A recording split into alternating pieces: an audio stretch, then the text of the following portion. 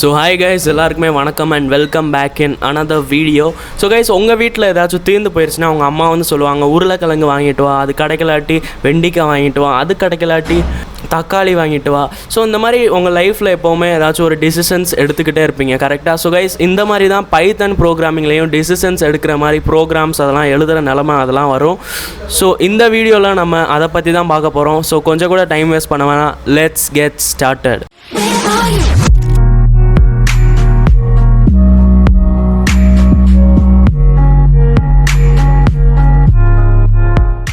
So guys, நான் பைத்தன் tutorial 13.py அப்படின்னு ஒரு ஃபைல் க்ரியேட் பண்ணிட்டேன். அது உங்களுக்கு எப்படி க்ரியேட் பண்ணணுன்றது தெரியும். ஸோ இப்போதைக்கு உங்களுக்கு ஒரு எக்ஸாம்பிளுக்காக ஒரு ப்ரோக்ராம் எழுதி காமிக்கிறேன். ஸோ var1 ஈக்குவல் டு ஒரு நம்பர் 56 அந்த மாதிரி ஒரு நம்பர் வச்சுக்கிட்டேன். அடுத்து var2 ஈக்குவல் டு நீங்கள் இன்புட் பண்ணுற ஒரு நம்பராக வச்சுக்குவோம். அதாவது int of input. எதுக்கு int of input போட்டேன்றதை சொல்கிறேன் பாருங்கள். இன்புட் ஃபங்க்ஷன் என்ன பண்ணும்? இன்புட் பண்ணுறதுக்கு ஹெல்ப் பண்ணும், யூசர்கிட்ட இருந்து இன்புட் வாங்குறதுக்கு ஹெல்ப் பண்ணும். பட் இன்புட் வாங்கினோடனே அந்த இன்புட் என்ன இருக்கும்? ஒரு ஸ்ட்ரிங்காக இருக்கும், கரெக்டாக? ஸோ நம்மளுக்கு ஒரு நம்பர் தானே தேவை. நம்பர்னா அது என்னது? ஒரு இன்டீஜர், கரெக்டாக? ஸோ இப்போ இந்த இன்புட் ஃபங்க்ஷனை நான் ஒரு இன்டீஜராக டைப் காஸ்ட் பண்ணிட்டேன். புரியுதா உங்களுக்கு? நீங்கள் டைப் காஸ்டிங் வீடியோ பார்த்துருந்தீங்கன்னா உங்களுக்கு புரிஞ்சிருக்கும். ஓகே, ஸோ இப்போ நான் என்ன எழுத வேணாம், if var2 greater than var1 என்ன எழுதியிருக்கேன்றதை எக்ஸ்பிளைன் பண்ணுறேன். அப்புறம் ஃபஸ்ட் ப்ரோக்ராமை எழுதிக்கிறேன். ஸோ print greater, அடுத்து else print smaller. Okay guys, இஃப்க்கு என்ன மீனிங்னா ஒருவேளை, ஓகேவா? ஸோ ஒருவேளை இந்த பக்கத்தில் எழுதியிருக்கிற கண்டிஷன் ட்ரூவாக இருந்துச்சுன்னா அதுக்கப்புறம் அந்த கோலனுக்கு அப்புறம் என்ன எழுதியிருக்கோமோ அது வந்து நடந்துடும், ஓகேவா? ஸோ இதில் என்ன கண்டிஷன் இருக்குது? var2 greater than var1. ஒருவேளை var2 greater than var1 இருந்துச்சுன்னா print greater, ஓகேவா? ஸோ நீங்கள் இந்த கோலன் போட்டுட்டு என்டர் அமுக்குவீங்களா, ஆட்டோமேட்டிக்காக ஒரு டேப்னா ஒரு 4 ஸ்பேஸ், சரிங்களா? ஸோ ஆட்டோமேட்டிக்காக 4 ஸ்பேஸ் வந்து தாண்டி வந்துடுவீங்க. ஸோ நீங்கள் வந்து இந்த 4 ஸ்பேஸ் வந்து போடாமல் வந்து ரன் பண்ணிடாதீங்க, எரர் வரும் பாருங்கள். Indentation error, expected indentation block, ஓகேவா? ஸோ ஒரு டேப் போட்டுடணும், ஓகே? அது ஆட்டோமேட்டிக்காக வந்துடும், சரிங்களா? ஸோ இது எதுக்குன்னா, இந்த இஃப் ஸ்டேட்மெண்ட் எங்கேருந்து எங்கே வரைக்கும் எது வரைக்கும் இருக்குது, எங்கே முடியுது அது தெரிஞ்சுக்கிறதுக்காக தான் ஆட்டோமேட்டிக்காக ஒரு 4 ஸ்பேசஸ் பைத்தன் வந்து போட்டுக்கிறோம். ஸோ நீங்கள் அதெல்லாம் கவலைப்பட தேவையில்லை. அடுத்து போட்டிருக்கேன் பாருங்கள், எல்ஸ்னால் என்னது?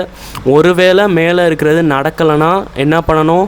print smaller, ஓகேவா? ஸோ ஒரு வாட்டி உங்களுக்கு ரன் பண்ணி காமிச்சிடுறேன். இப்போ வந்து நான் இங்கே ஒரு வேளை 80 போட்டேன்னு வச்சுக்கோங்களேன், கிரேட்டர் அப்படின்னு காமிக்குது. ஏன்னா 56 விட 80 கிரேட்டராக இருக்குது, ஓகேவா?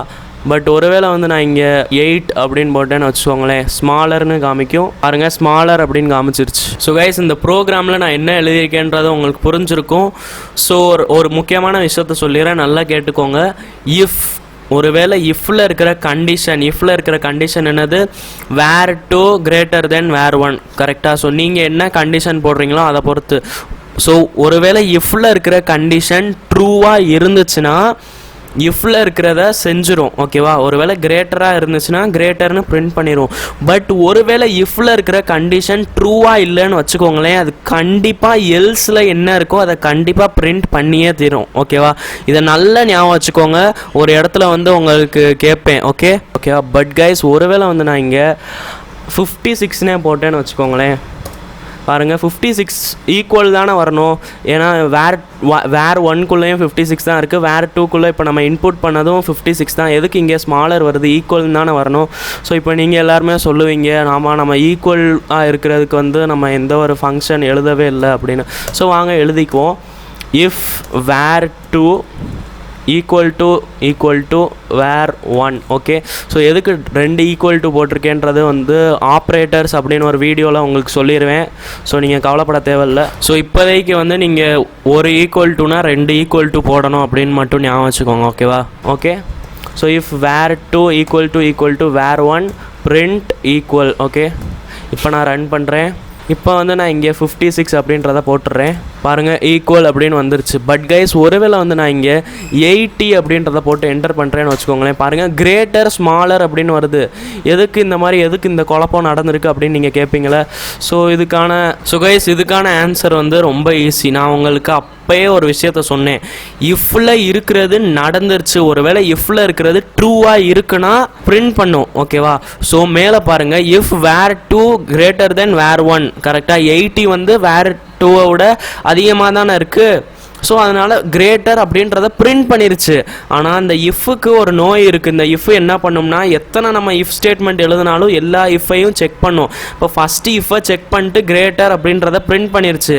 அடுத்த இஃப்பில் வந்து வேர் 2 ஈக்குவல் டு வேர் 1 அப்படின்னு போட்டிருக்கோமா. ஸோ அதை பார்க்குது, இல்லையே இது நடக்கலையே, வேர் 2 ஈக்குவல் டு வேர் 1 இல்லையே, அது ஃபால்ஸ் தானே, அப்போ நம்ம எல்ஸில் இருக்கிறத பிரிண்ட் பண்ணணும் அப்படின்னு நினச்சிட்டு எல்ஸில் இருக்கிறத பிரிண்ட் பண்ணிருச்சு. புரியுதா உங்களுக்கு? நான் அப்போ சொன்னேன்ல, இஃப்ல இருக்கிறது ஒருவேளை நடக்கலை, இஃப்ல இருக்கிறது ஃபால்ஸாக இருக்குன்னா எல்ஸில் என்ன இருக்கோ அதை பிரிண்ட் பண்ணிடும். ஓகேவா? நீங்கள் எத்தனை இஃப் போட்டாலும் பரவாயில்ல, அது எல்ஸில் இருக்கிறத பிரிண்ட் பண்ணிடும். ஓகே, ஒருவேளை ஃபால்ஸாக இருந்துச்சுன்னா பிரிண்ட் பண்ணிடும். புரிஞ்சுச்சா? ஓகே, புரிஞ்சிருக்கும்னு நினைக்கிறேன். ஸோ இதுக்கான சொல்யூஷன் என்ன அப்படின்னு கேட்பீங்களா?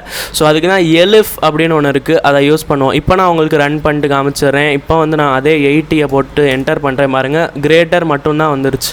ஓகேவா? ஸோ இந்த எலிஃப் என்ன பண்ணும்னா, கைஸ் பாருங்க, இஃப்க்கும் எலிஃபுக்கும் அவ்வளோ பெரிய வித்தியாசம்லாம் கிடையாது. இஃப் என்ன பண்ணும்னா, இஃப்ல இருக்கிற ஸ்டேட்மெண்ட் அந்த கண்டிஷன் வந்து ஒருவேளை ஃபால்ஸாக இருக்குது, வேர் 2 கிரேட்டர் தென் வேர் 1 ஃபால்ஸ் தானே, ஃபால்ஸாக இருந்துச்சுன்னா அதுக்குள்ளே என்ன இருக்கோ அதை செய்யாது, டைரெக்டாக எல்ஸ் ஸ்டேட்மெண்ட்டில் போயிடும், எல்ஸில் என்ன இருக்கோ அதை செஞ்சிடும். ஓகேவா? சரிங்களா? புரிஞ்சுச்சா? அந்த இஃப் எல்ஸ் புரிஞ்சுச்சா? அந்த கான்செப்டை நல்லா ஞாபகம் வச்சுக்கோங்க. இஃப்ல இருக்கிறது ஃபால்ஸாக இருக்குன்னா எல்ஸில் இருக்கிறத செஞ்சிடும். பட் ஒருவேளை இஃப்ல இருக்கிறது ட்ரூவா இருந்துச்சுன்னா எல்ஸுக்கு வராது. ஓகே, பட் இந்த எலிஃப்ன்றது என்னன்னா இஃப் மாதிரி தான், பட் இந்த எலிஃப்ன்றது எல்ஸ்ல இருக்கிறத செய்யாது. ஓகேவா? எலிஃப் என்னன்னா பார்க்கும், ஒருவேளை இந்த கண்டிஷன் ட்ரூவா இருக்குன்னு வச்சுக்கோங்களேன், உள்ளக்க நம்ம எழுதியிருக்கிறது ட்ரூவா இருந்துச்சுன்னா செய்யும். ஓகேவா? உள்ளக்க என்ன இருக்கோ பிரிண்ட் ஈக்குவல்னு போட்டிருக்கோம்ல, அதனால பிரிண்ட் ஈக்குவல்ன்றத பிரிண்ட் பண்ணிடும். ஆனால் ஒருவேளை ட்ரூவா இல்லை, ஒருவேளை எலிஃப்ல இருக்கிறது ஃபால்ஸா இருக்குன்னு வச்சுக்கோங்களேன், அது வந்து எல்ஸ்ல இருக்கிறத பிரிண்ட் பண்ணாது. ஓகேவா? புரிஞ்சா உங்களுக்கு? கைஸ், எனக்கு தெரியும் நிறைய பேருக்கு வந்து புரிஞ்சிருக்காது.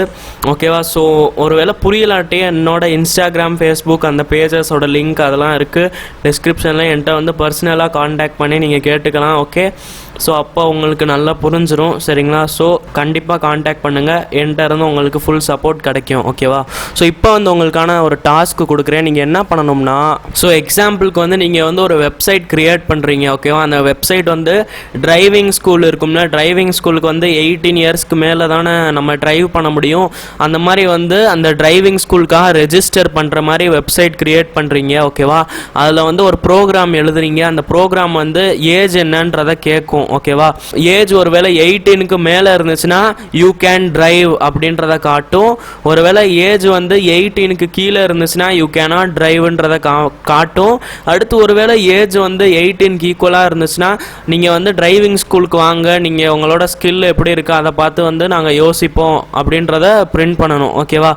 ஸோ அந்த மாதிரி வந்து நீங்கள் இஃப் எல்ஸ் அதை யூஸ் பண்ணிட்டு க்ரியேட் பண்ணணும். இப்போ அண்ட் கைஸ், இப்போ வந்து உங்களை வெப்சைட் க்ரியேட் பண்ண சொல்லலை. அந்த வெப்சைட்டில் ஒருவேளை அந்த மாதிரி ஒரு வெப்சைட் க்ரியேட் பண்ணிங்கன்னா அதில் என்ன ப்ரோக்ராம் எழுதுவீங்க, அந்த ப்ரோக்ராம் இருக்குல்ல, அதை வந்து பைத்தன் ப்ரோக்ராமை வச்சு இப்போ நீங்கள் எழுதி காமிக்கணும். ஸோ இப்போ வந்து நீங்கள் அந்த ப்ரோக்ராம் எழுதுங்க, யூசர்கிட்ட இருந்து ஏஜை இன்புட் வாங்கிட்டு அந்த you can drive, you cannot drive அந்த மாதிரி பண்ணுறது நீங்கள் இஃபல்ஸை வச்சு இப்போ பண்ணி ப்ரோக்ராம் எழுதுங்க. ஓகேவா? எழுதிட்டு சீக்கிரம் கமெண்ட் பண்ணுங்கள். ஓகே, நான் சொல்யூஷனை இருந்தால் சொல்கிறேன்.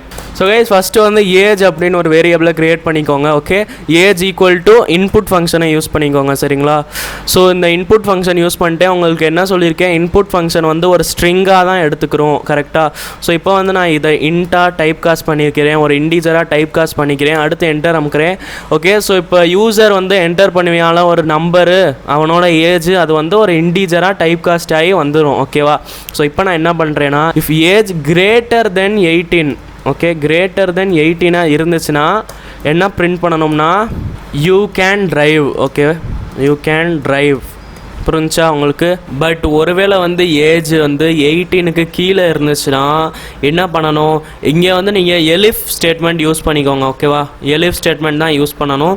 ஸோ உங்களுக்கு ஈஸியாக சொல்லிடுறேன், நீங்கள் ஒரு வாட்டி இஃப் ஸ்டேட்மெண்ட் போட்டிங்கன்னு வச்சுக்கோங்களேன், அதுக்கப்புறம் இனிமேல் வந்து எலிஃப் ஸ்டேட்மெண்ட் தான் யூஸ் பண்ணணும். அந்த மாதிரி. ஓகேவா? அப்படியே ஞாபகம் வச்சுக்கோங்க. ஓகே, பட் நீங்கள் போக போக நீங்கள் செய்ய உங்களுக்கு புரிஞ்சிடும். இப்போதைக்கு வந்து இப்படியே ஞாபகம் வச்சுக்கோங்க. சரிங்களா? Okay, so elif age equals to 18. ஒருவேளை ஏஜ் வந்து 18க்கு ஈக்குவலாக இருந்துச்சுன்னா என்ன பிரிண்ட் பண்ணணும்னா நாங்கள் வந்து யோசிப்போம், நீங்கள் வந்து வாங்க அடுத்தவங்களை பார்த்து யோசிப்போம் அப்படின்றது. ஸோ இங்கே வந்து we will think அப்படின்றத பிரிண்ட் பண்ணிக்குவோம், we will think. Okay, so அடுத்து வந்து எல்ஸ் ஸ்டேட்மெண்ட் யூஸ் பண்ணிக்குவோம். ஒருவேளை மேலே இருக்கிற இந்த 2 ஸ்டேட்மெண்ட்டில் இருக்கிற கண்டிஷன் ட்ரூ ஆகலைன்னா நம்ம வந்து என்ன பண்ணணும்னா print you cannot drive. Okay, so இங்கே எல்ஸ்க்கு பதிலாக நீங்கள் வந்து எல்ஸ் தான் யூஸ் பண்ணணும் அப்படிலாம் கிடையாது. நீங்கள் எலிஃப் கூட யூஸ் பண்ணிக்கலாம். எலிஃப் போட்டுட்டு ஏஜ் வந்து less than 18 அப்படின்னு போட்டுட்டு கூட நீங்கள் யூஸ் பண்ணலாம். பட் நீங்கள் எல்ஸ் போடுறதே நல்லது. ஒருவேளை மேலே இருக்கிற 2 ஸ்டேட்மெண்ட் கரெக்டாக இல்லைனா அவனோட ஏஜ் என்ன இருக்கும், 18 கீழே தானே இருக்கும். ஸோ அதனால் நீங்கள் எல்ஸ்னே போட்டுக்கலாம். ஓகேவா, உங்கள் இஷ்டம், நீங்கள் என்ன வேணாலும் போட்டுக்கலாம். இப்போ வந்து நான் ஒரு வேளை ரன் பண்ணிட்டு இருங்க, நம்ம வந்து இங்கே பிரிண்ட் பண்ணுற மாதிரி ஒரு ஃபங்க்ஷன் எழுதிக்குவோம். மேலே வந்து ஒரு பிரிண்ட் ஸ்டேட்மெண்ட் எழுதிக்குவோம், என்டர் யுவர் ஏஜ் அப்படின்னு. Enter your age. Okay, so இப்போ வந்து நான் ரன் பண்ணுறேன். என்டர் யுவர் ஏஜ் அப்படின்னு கேட்டுருச்சு. இப்போ நான் ஒரு வேளை 79 அப்படின்னு போட்டுட்டு என்டர் பண்ணேன்னு வச்சுக்கோங்களேன், யூ கேன் ட்ரைவ் அப்படின்னு வந்துருச்சு. அடுத்து ஒரு வேளை வந்து நான் என்டர் யுவர் ஏஜில் 18 அப்படின்றத போட்டேன்னு வச்சுக்கோங்களேன், வி வில் திங்க் அப்படின்னு வந்துருச்சு. அடுத்து ஒரு வேளை இங்கே வந்து நான் என்னோடய ஏஜ் வந்து 0 அப்படின்னு பிரிண்ட் பண்ணேன்னா you cannot drive, you can drive அப்படின்னு வந்துருச்சு. ஸோ உங்களுக்கு புரிஞ்சிச்சா? இந்த மாதிரி வெப்சைட்ஸில் இருக்கட்டும், நிறைய இடத்துல இந்த இஃபெல்ஸ் அதெல்லாம் யூஸ் ஆகும். இதுக்கு பேர் தான் இஃபெல்ஸ் லேடர் அப்படின்னு சொல்லுவாங்க. ஓகே, ஸோ இந்த வீடியோவில் உங்களுக்கு புரியலைன்னா கூட பரவாயில்ல. ஐ ஹோப் உங்களுக்கு நிறைய இது புரிஞ்சிருக்கும். பட் புரியலைன்னா பரவாயில்ல, போக போக நம்ம ப்ராஜெக்ட்ஸ் அதெல்லாம் செய்வோம். அடுத்து நிறைய வீடியோஸில் இஃபெல்ஸ் அதெல்லாம் யூஸ் ஆகும். இனிமேல் இஃபெல்ஸ் தான் யூஸே ஆகும். அப்போ உங்களுக்கு எல்லாம் புரிஞ்சிடும். Okay, so I hope that இந்த வீடியோவில் சொன்ன எல்லாமே புரிஞ்சிருக்கும். ஸோ தேங்க்யூ ஆல் ஃபார் வாட்சிங் this video. I will see you next time. Up to that, stay tuned and keep watching Coding Anna.